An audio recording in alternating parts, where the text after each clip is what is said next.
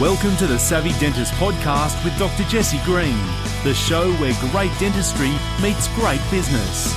Listen in each week as we bring you an inspiring person who will share their story, ideas and business techniques to help you create a practice and a life you love.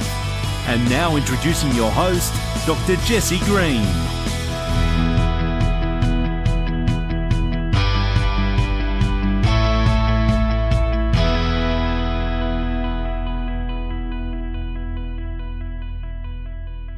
So let's start with cultural alignment. And the metaphor that we're using for culture is that culture is created by looking at your practice through a series of lenses. It's a bit like Pirates of the Caribbean, you know, the telescope that extends out. It's different lenses stacked one across the other. And of course, as you extend that telescope out, you can also look at it through as a cross section, so it'll look like, you know, concentric circles. But the first lens is really understanding the values of the business. And values are really our internal operating system. We can create values with a specific intent, but I guarantee you every single one of us has a set of values that we're living by, and the way you can tell is about where you focus your time and where you focus your energy. But you can consciously create values so you can choose where to focus your time and where to focus your energy. The second lens is understanding the vision of the practice. Where do we want to get to? What is it that we're trying to create here, guys? It's a bit like starting with a blank canvas and not having any idea of what it is we're painting. You've got to have your picture in your mind's eye. It's not like Monet turned up to a blank canvas and said, stuff it, I might just paint a pond today and do it from memory, right? He had a picture to work from in his mind's eye because he didn't have such good eyesight, but he had a clear picture in his mind's eye. And what we really need from the vision perspective is we need to be able to have clarity of vision. We need to have technicolor descriptions. We need to know what that really means. Because I guarantee if you don't know where you're going, you'll absolutely get there. Yeah?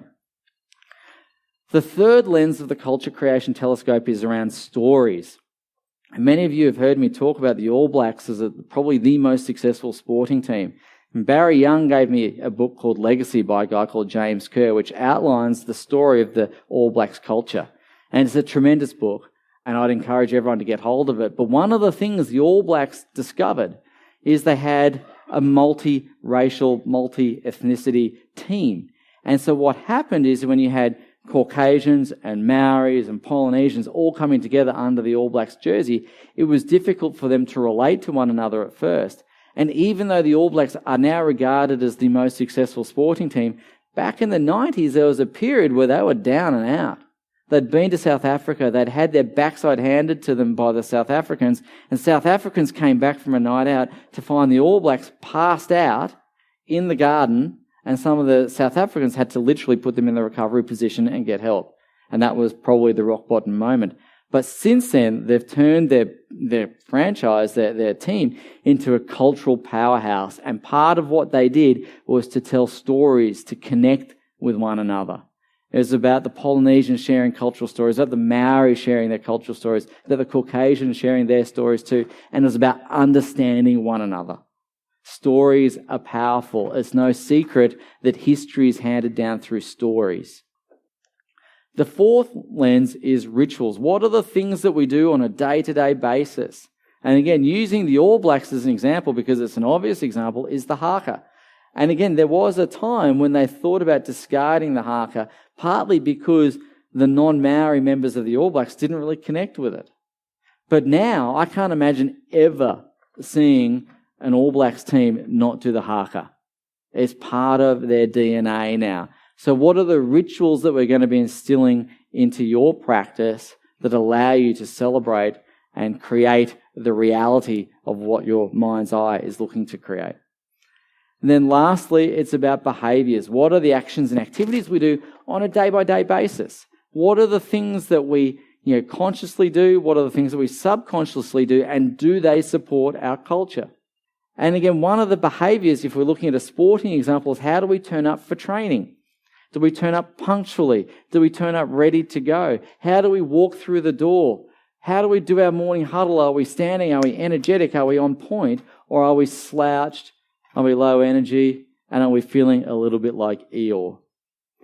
those behaviors make a difference. Do they support the culture or do they undermine the culture? And again, it's about creating a culture with a specific intention. Yeah? So if we look at these lenses just for a moment, you'll see that the first two lenses really give clarity. Who are we and where are we going? The last two lenses really relate to how do we bring that to life on a day-by-day basis. And then, of course, the stories relate to connection. So when it comes to culture, there's a couple of challenges. The challenge when it comes to culture is we know that it's there, but no one understands it. It's not articulated. It's the vibe, but no one's really put words to it, and therefore we can't communicate it. Equally, we have ongoing misalignment, which can occur if we never take the time to articulate it, or we don't take the time to address things when they are out of alignment. It's a bit like, with kids, if they're behaving in a certain way, certainly, in our house that sometimes happens, and you've got to be able to address that. And so equally in the workplace, we need to be able to address things when they're not quite working. And of course, if we don't get this right, we can have everyone going in different directions. It feels like, going back to the rowing analogy, you've got people out of sync. And when you've got people out of sync in a rowing boat, the boat flops around like that. And when it flops around like that, it goes slow. It sits slow in the water and it goes slow. I know Barry with his dragon boating, it would be a similar sort of thing. When you get everyone in unison, the boat comes up out of the water and you get across the water faster. It's the same thing. So if the team's not united, you slow down, it becomes frustrating and a bit agonizing, candidly. And ultimately, it feels like a job. We become robots. We become Wall-E, who just turns up to work and becomes a bit of a cyborg and just goes through the motions. Yeah? And what we want is we want hearts and minds. We don't want robots. We're in a business where people are coming to see us. There's often a lot of anxiety. People generally don't come to the dentist for recreation. Said no one ever. So we need hearts and minds. We don't want people to be just turning into robots and going through the motions. And what we really want, of course, is we want our team to buy into the culture. We want people on board. We want people who are square pegs in square holes, not a square peg in a round hole. We want people on board and, engaged. We want people to understand that when you have an input into the practice, it does create an output. It has an effect. We want to know cause and effect. And so when people put their heart and soul in, we want you to know that we value that and it creates an impact. And of course, we need to be clear on the process of getting there. But we want to be clear on that process of bringing people together, getting aligned, because as teams grow and change, I'm sure I'm not the only practice that's had staff members or team members come and go. That's the law of nature. It happens. But we've got to be making sure that as that occurs, that we're constantly looking after the culture and nurturing the culture. And so we need to have a process for doing that. And ultimately, we want to bring meaning and purpose to everything that we do. We don't, as I said earlier, we don't want to have cyborgs. We want hearts and minds. Yeah? So the mindset around this is around standards, not goals. And when it comes to performance, it's either at standard or it's not. It's not a case of, I kind of almost got there. It's not aspirational. This is the minimum expected. It's not a case of, I nearly got there. Okay, we want to make sure that as a team we're elevating and we're hitting standards, yeah? Because goals are aspirational. Standards are expected. And it's either in or it's out, black and white, binary. So let's talk about 5 big keys. We want to consciously create our culture. We want to sculpt it. We want to mold it. We want to knock off the rough edges if we need to. And it's this potter here who's creating something from nothing. And it's the same with culture. It starts with nothing, but you can create something really powerful and really wonderful. We want everyone to have pride in the jersey. How nice would it be to be able to walk out of work and go down the road and say, I am so glad I work at that practice. For you guys as team members to feel so proud of the place that you work, and for the owners to know their team feels that way as well. Pride in that jersey matters. And if you look at the All Blacks, one of their key ethoses is about making sure that they leave that jersey for the next person to wear that number better than they inherited it.